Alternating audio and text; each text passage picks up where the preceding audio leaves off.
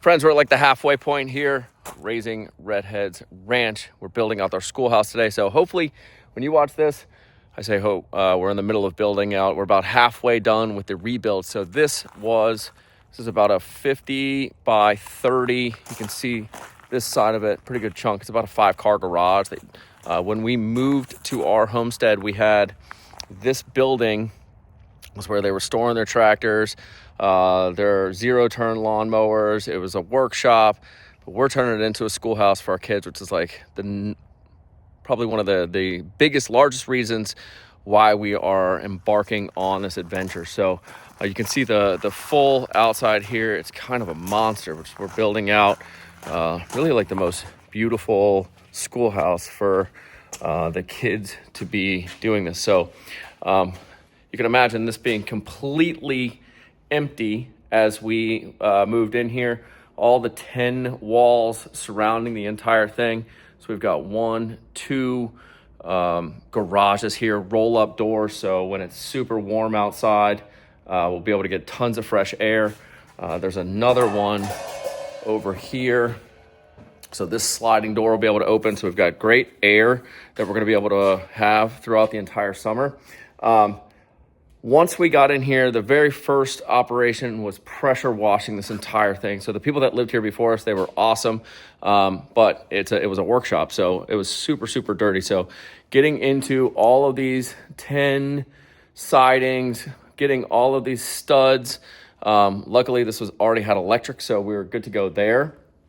And then a lot of what the work that we're doing now, if you look at these boards right here, they're just, it's like old junky kind of plyboard.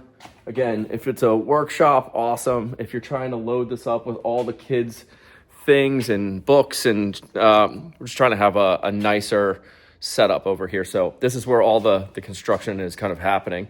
Over here was a very old tabletop with that same junky plyboard as the top, and there was no studs. So this frame right here was a part of it.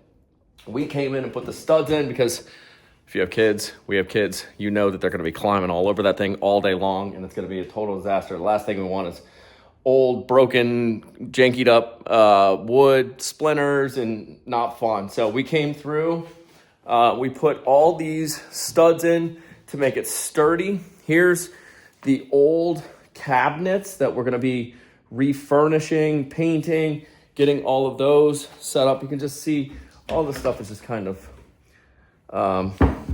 it's all love, but we got to fix it up a little bit. We also did this little thing over here. Behind here, we added some insulation. So we're in North Carolina. It doesn't ever get Minnesota cold. It's not Canada cold here.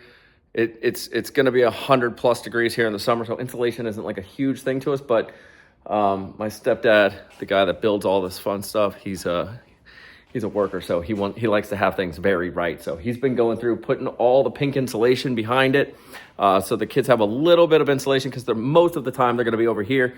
I can kind of walk through how we think we're going to be setting this up. I'll be doing another video on exactly how the final product turns out, because plans are always changing. And then over here, this is kind of going to be really like our only like garage setup, really. This is more shelves, or more cabinets. And then down here, really, this is going to be kind of like outdoor game storage. That's the plan for right now. There's some matting up there, some gymnastic stuff. Obviously, this is going to get much more organized. There's a lot to do for building those out, making it sturdy, just coming through and putting all this stuff together. The kind of sections that we're looking at. So we got a bunch of this stuff just accumulated over the years. Of course, anybody that's got kids knows there's tons of things that just show up. And I'm one of those, like, if we're not using it 3 days in a row, let's throw it out. But my wife has kept tons of good stuff. She's much more of like the being able to see where we can go with stuff versus like, oh, we're not using that today, let's get rid of it. So this couch we got from a neighbor before we moved. They were getting rid of it on a buy nothing group, something along those lines. So we were able to just today get the cleaners in here so that we can get all the dog hair and fuzz and grossness off. These were things that we had around the house, our old house. So that was a table that we used. Super nice because it's soft. Now we have like a marble table where that is, and our kids hate it because they can't jump on it and play. And it's very, very cool that we're able to get it down here. Over here, this table is going to be set up. Obviously, you got to have the most important thing for the little Diesel. She's got to have some dolls and a little playhouse. And then my main homie, he's got his drum set up. Mostly this is me trying to learn 4 counts because I'm 41 now and I want to learn how to play the drums. So the best way to do it, try to teach your kids how to do it. But old Pappy, my dad, brought this drum set for Christmas. And I think this is like a really cool touch. So this log right here we're using as the stool was a part of the house or a part of the workshop when we moved here. And now we've just turned that little stump into the stool. And it's like the perfect size, and it's also very cool. So more to come on learning drums. Maybe we've got a little rock star hanging out in here. My mom also, she's kind of one of the other mad geniuses around this, but she has like 30 something years of managing multiple daycares around kind of like the mid-Atlantic, state of Virginia, North Carolina, etc. So she found all of these little boxes and plastic things to store things. So we've got all the books. Fantastic. What school doesn't need all the books? And then here's all the art supplies. Endless creativity, endless art. And then I'm very interested in one of the most important pieces of like why we're doing this is getting more play and movement into their lives. So some of the like basic gymnastic setups with the pads, if you can see kind of all the way back there, we've got gymnastics mats. There's gym mats right there.